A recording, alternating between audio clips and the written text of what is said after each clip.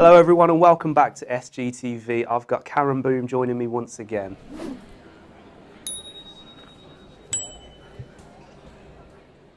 So Karen, I understand you've got a subject you'd like to highlight for this episode. So can you tell me what it is? Yeah, so one of the things that I think has come to light for me since being involved in the industry and having teenage children myself who've gone through the education system is sort of the way in which trades are portrayed to our young people. So my daughter, for example, she finished her GCSEs last year, and at no point really was she guided, or would never have been guided towards maybe considering trades as a career. Not just because she's a girl, but because I think there is this perception, unfortunately, that you'll only consider doing something vocational if you're not clever enough to go further in education, which is a bit of a shame because having a trade, in my opinion, is a great thing. We are, as a nation, facing a massive trade skill shortage. That's across the board, from bricky to chippy to plumber to sparky. It's quite a big thing, isn't it? But sadly we don't hear about it unless you're actually doing research on UK skills shortage. Not many people are aware of it, are they? No, they're not aware of it. I also think, rightly or wrongly, that maybe the apprenticeship model needs updating. I mean, again, going back to my daughter, it's not very appealing. She would have to spend 5 years in an apprenticeship earning minimum wage. It's not going to be as appealing as maybe getting an apprenticeship in a bank or a law firm. So I think the apprenticeship model needs to be looked at because, as far as I know, it hasn't changed for 10, 20 years. So I'd like to see more, maybe like an apprenticeship degree, electrician, plumbing, construction type, hands-on model that could have more structure, pay better money, and be more widely publicised and made appealing to this young generation that are coming through. Because, unfortunately, there's no point training all of our kids to be rocket scientists and brain surgeons if there's nobody to build the hospitals. When the last set of GCSE results were released last year, I think it was the Trades Minister or the Minister for Education or somebody in the government actually quoted on telly, we need to be training more of our children to be bricklayers because, again, there's a massive shortage. Yeah, and you can earn good money.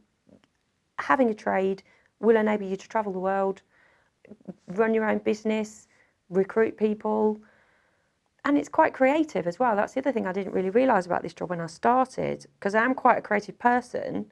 But actually, when you do get involved in, helping somebody with whether it's a project that they're doing, an extension or a renovation or a refurb, or even just changing the lighting scheme, it enables you to be quite creative and have an impact. One thing I notice, especially from speaking to a lot of people in various trades compared to people that work in offices, is just so a lot more happier, I've noticed, in terms of job satisfaction, that they're enjoying their job, they're enjoying the sort of get up and go physical aspect of the job compared to the mundane and repetitive, tedious job that they might be having.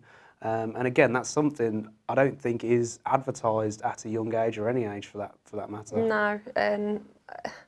Again, it's something that I think the media can help with. I mean, if ever you see any kind of thing that's on the telly and a tradesperson is involved, they're usually portrayed in quite a negative light. Yeah, they're very stereotypical, the way that they look, the way that they behave. Yeah, I think it's Direct Line or something like that. You've got a plumber portrayed as this ape-like guy, and with a very low IQ. Yeah. And if you think about, I'll talk about electric specifically because that's that's the industry that I'm in. But you go back 20 years ago, the houses that we were building, you probably had 1 or 2 maximum sockets in every room. Every room had a light switch and every room had a light.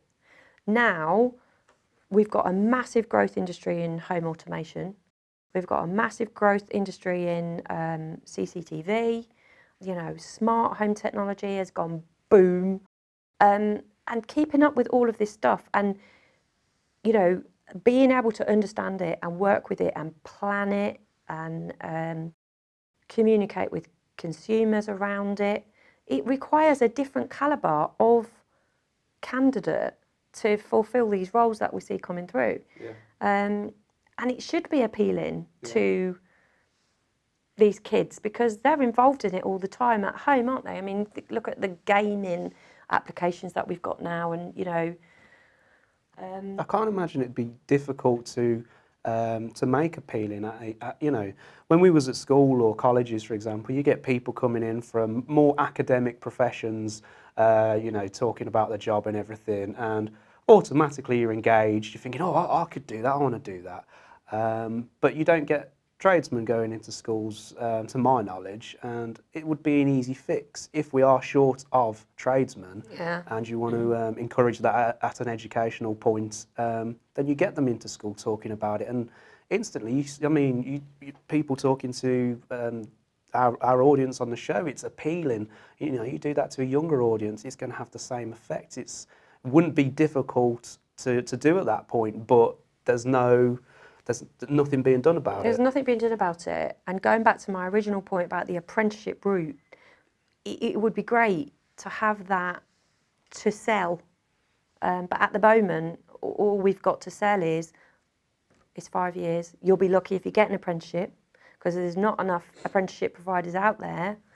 And you kind of never really know what you're going to. You could go to a really good company and be shown a wide variety of, you know, a broad spectrum of the industry and get involved in lots of different things. Or you could get involved in a company that does a lot of the heavy construction work in building sites and spend a good few years just pulling steel wire armoured round a building site. Now, does that make you a fully qualified electrician ready to go out and tackle the big wide world? Well, it doesn't really, does it? So again, that whole sector for me needs to be looked at. The other thing leading on from that and talking about the skill shortages, it's clear to me that we are going to need to recruit more electricians, whether that be 16, 17, 18-year-olds or 25-plus-year-olds who are either looking for a career change or have been to university and done a degree and can't get a job because the degree that they went to do means nothing and there's no such job. Means nothing, and also they're not really ready for like going out into industry because they're a little bit institutionalised because they've never been to work. So yeah, maybe for anybody that's looking at, you know, changing their career, I think unfortunately there's a lot of stigma attached to the short course Sparky. But there again, it's going to come down to supply and demand. We are going to be in demand for more qualified, capable people. So maybe that calls for a slightly different qualification. I mean, you know, if you go and do an apprenticeship and you go to college and day release and all that, you learn a massive, electricity is a massive thing, isn't it? It covers boats, caravans, warehouses, industry, homes. It's huge. Everything needs power. Yeah. Like, if the internet suddenly got switched off tomorrow, we'd all be buggered because nobody would know anything and all our lights wouldn't work because they're all controlled by Alexa and she'd be down and it'd be chaos. But anyway, you can't possibly know everything about everything. And even if you do come out knowing everything about everything, you won't be using everything every day. So you'll need to go back to the regs book. You'll need to phone your CPS scheme technical helpline about things because with the best will in the world, you can't retain all of that information. It's too big.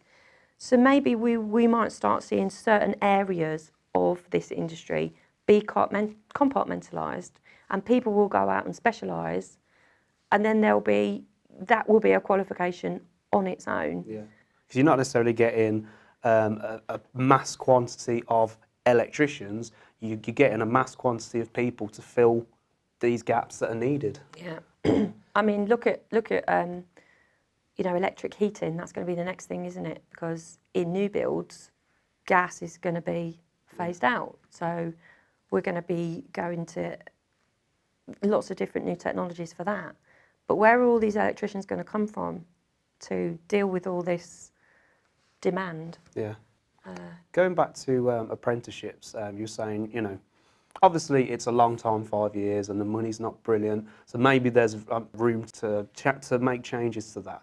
But also, as you said, you come out of that apprenticeship, you're lucky to find someone who will take you on, or you're lucky to get someone to do your apprenticeship with. So do you think? I mean, I don't know what government help there is for people like you. Say, for example, if you wanted to hire an apprentice or apprentices.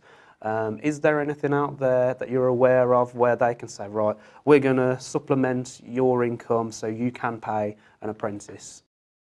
It was something that I looked at a couple of years ago, and I came away with the conclusion that was going to be a lot of ag and really not very cost effective for me as a person who works on my own, because the apprentice is going to be with me for 4 days a week, and then they're probably going to go to college on the 5th day. But I might have some weeks where I'm only working 3 days, so then I've got to find something to keep them occupied on the 4th day, or give them the day off. Also, I think whilst I would get some money, I don't think it would be enough to cover all of my expenses, because I'd have to insure them. I think I've got to give them holiday pay, sick pay, possibly contribute to a pension. I don't get holiday pay or sick pay, and it just doesn't really work. There should be some kind of incentive for people like me to pass on skills and knowledge to these kids out there that desperately need it. Do you think if enough people like yourselves get their heads together and draw up some kind of, you know, ideas on how you could change the industry for the better, for apprentices, for people trying to get into the industry, do you think there is some kind of way that could happen, almost turning up at Parliament's door and saying, right, Yeah. you know, you guys, you might say, you know, we need more people, but what are you actually doing about it? We're the boots on the ground who know the industry, who know where the shortfalls are. This is what needs to happen. Do you think, you know, that could happen? It is happening. There is kind of a little revolution going on. I am going to the IET in London for their national conference at the end of March, where there will be several MPs, and there are people that are obviously recognising the skills shortage. It's quite a worrying thing. And yeah, there will be some roundtable discussions about, you know, how things can change. It's a bit of a vicious circle, because when you work for yourself, all the time that you're not spending in your business, you're not getting paid for. So whilst really feeling passionately about wanting to have an input in shaping the future of the industry and making changes is a good thing, it's also incredibly time consuming and quite exhausting, especially when sometimes it gets met with negativity. You know, you get the keyboard warriors out there that will have a go, and Who know best? yeah, and it is hard trying to maintain a positive mindset and, you know, trying to be constructively critical without being just having a good old rant and being really negative. There is a fine balance. But I do think it will happen. I think it has to happen. Okay.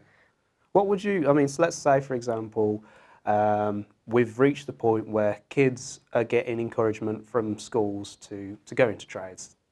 We've accomplished that, so let's, you know, hypothetically.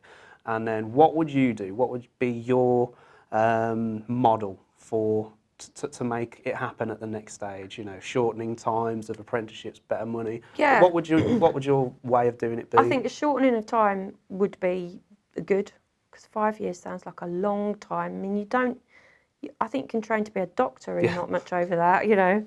And but what I will say is that it is massively important that you do get experience. You know, you can't learn it all in the classroom, so you can't just go bang, let's shorten it to 6 months and just get all the qualifications, because you've got to have something to apply that knowledge to. So you've got to have experience.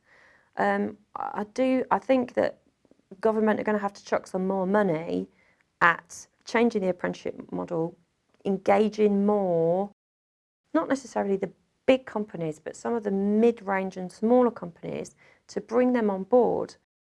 before all these skills and knowledge is lost, really, because I think I read somewhere the other day that the average age of a tradesperson is like 46, which is a bit scary. There needs to be a perception that the industry is sexier, because it actually is, than it was 20 years ago.